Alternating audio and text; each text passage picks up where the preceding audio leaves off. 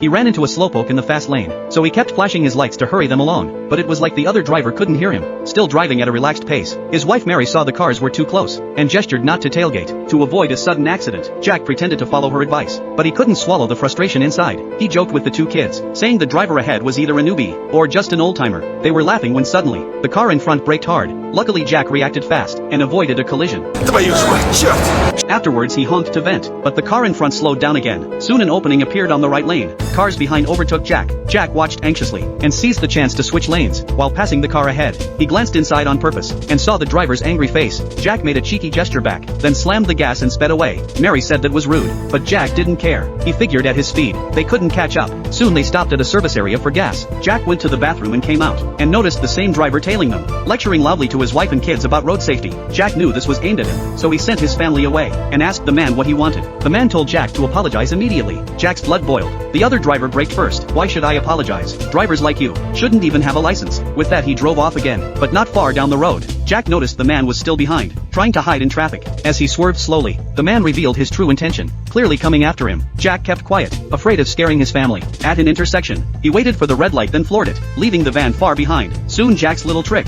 was noticed by his daughter in the back. She leaned forward to see what was happening, and saw the van tailing them again. Mary thought it was a stalker. She grabbed her phone to call the police, but Jack told her to stop, saying it wasn't necessary. He pulled over to ask what the man wanted. The man didn't say much, just insisted he apologize. Jack refused, said if needed he'd call the cops, but as he reached for his phone, the man snatched it, and they got into a scuffle. Mary saw trouble, rushed over to help, accidentally pulled Jack's pants, and almost got the car on her head. Mary urged him to apologize. Jack still refused, until he saw his daughter crying. He finally humbled himself, and said sorry to the van driver, but the man refused to accept it. Got out from the passenger side. Jack went to check. The man pulled out a spray can, and sprayed liquid toward Jack's face. Jack realized the danger, dove into the car and closed doors and windows, but it was too late. The spray got everywhere inside the car. Not long after driving, the family had trouble breathing. Jack had no choice but to pull over, for them to take a short break. After resting they got back in. The man followed again, and smashed the rear window suddenly. Mary, unfamiliar with the area, drove into a busy neighborhood. The van got stuck on a sand pile and stopped. Nearby residents were gathering quickly. It didn't seem safe for the van to act, so it drove away. Seeing this Jack didn't hesitate. He drove straight to the local police station. Unexpectedly, the van didn't give up. The man used Jack's phone call history to find his parents' address.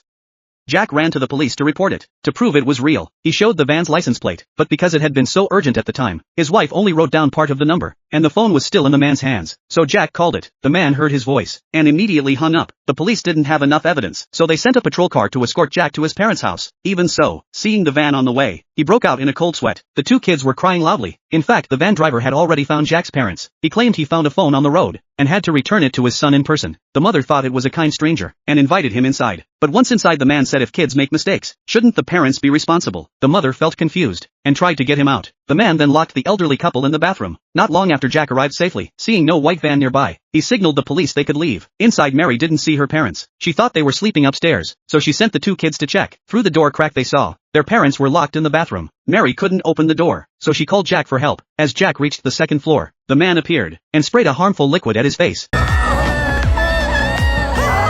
Knowing he couldn't win, Jack ran out of the house quickly. He could have hidden far away, but he worried about his family, so he stayed near the house circling around. Mary shouted through the window, saying she had called the police, and they should wait at a neighbor's, but Jack insisted on staying with his family. He climbed over the railing, and got into the bathroom. The mother turned on the shower, and washed off the liquid completely. Soon the police arrived. They took the kids to the car first, then went inside to check on the others. Unexpectedly the man pushed the door open, saying it wasn't the kids' fault. It was entirely the parents' own doing. Then he calmly left. They thought it was over. But one morning months later, Jack was taking the kids to school as usual. The kids were scared of being late and ran a red light. He didn't say a word, and the white van was watching from behind. It drove straight at him,